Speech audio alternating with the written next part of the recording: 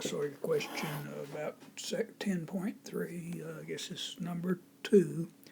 You want to test a hypothesis where the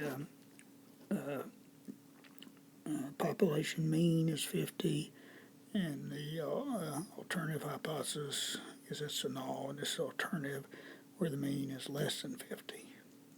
So it's a left-out test. Randomized sample ends 26.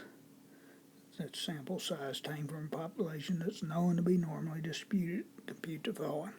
So I guess here we're looking for the compute the test statistic, where the sample mean is 47.2 and sample standard deviation 10.2, I guess, came from this sample of 26.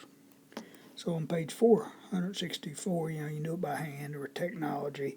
I'm going to do it here in technology.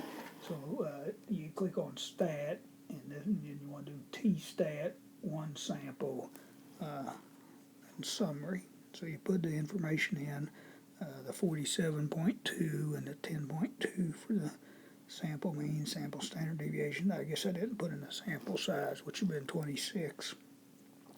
It's a hypothesis test. The population mean is 50.